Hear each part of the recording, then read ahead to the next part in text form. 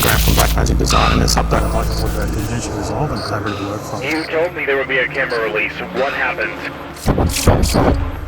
We have to go straight to the source now. It's time to wake up. Cameraman.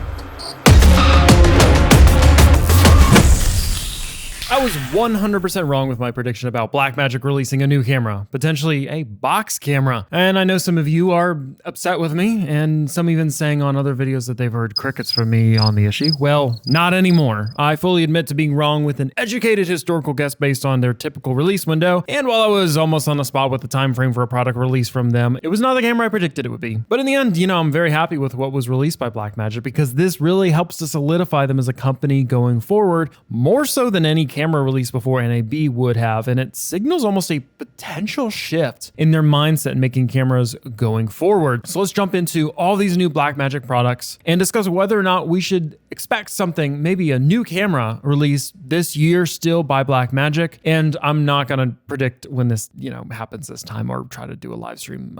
I've learned my lesson, guys. I'm sorry. After nonstop speculation from the beginning of January about a box cinema camera release in April by Blackmagic and a live stream until Blackmagic releases the camera backfired, this YouTube channel right here gets crowned for the worst camera prediction of the year. I mean, what was he even thinking? What an idiot. So what did Blackmagic release in place of a camera for NAB? Oh, nothing much. Just Davinci Resolve 18, Blackmagic Cloud, Blackmagic Store with 3 iterations, ATEM constellation, and a hyperdeck shuttle with an absolutely absurd amount of features, including a teleprompter function. So, they didn't really do anything of interest at all, really, did they at all?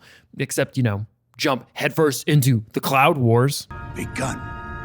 The Cloud War has. With the introduction of the cloud application, software and hardware, and the ability to now automatically convert footage to proxies, that's a substantial jump for Blackmagic towards the future of video and film industry, which makes us shift our focus on what do all of these new products mean for future camera releases.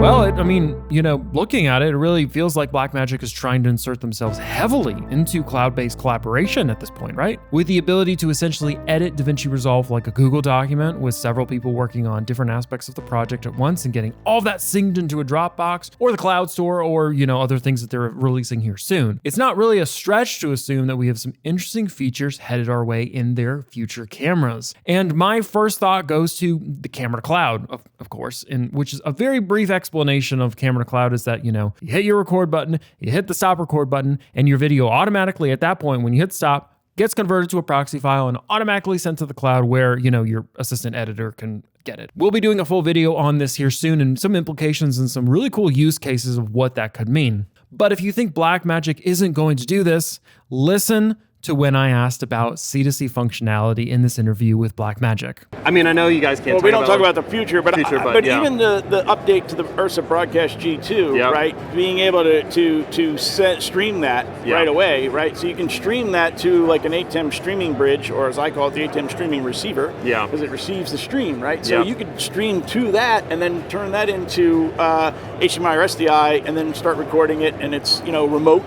You can see some of it some of it's here, right? Yeah. And this is our first foray into this cloud stuff with our own, but that there's a lot more potential. Now, he doesn't deny it after saying that, right? And this is the one question that I asked that I kind of felt like it could be something that they're working on, especially when he teed it up talking about how you could kind of set this functionality up with the Ursa Broadcast G2, which, had a sneaky little release right after Davinci 18's live stream that allows live stream tethering between it and a phone. Pretty interesting stuff, but that's not the only functionality you could see here, with potential for built-in wireless streaming to accompany that. Think about virtual production work like The Mandalorian, or, I guess we could talk about Avatar at this point, like abilities that you could unlock with cloud features, and that's really on a very simplified level, but that's where the future is headed with cloud collaboration, in my opinion. And more companies are figuring out how to connect front-end production of content, with, you know, post-production end of content, whether it be film or freelance work, the more and more efficient we're seeing our workflows get. And honestly, the creative freedom that allows with this will be insane. I mean, just imagine a VFX crew getting footage the second something was filmed and saying, yeah, no, we need to do it another way. It's fascinating and something we'll be diving into in the future and all these implications.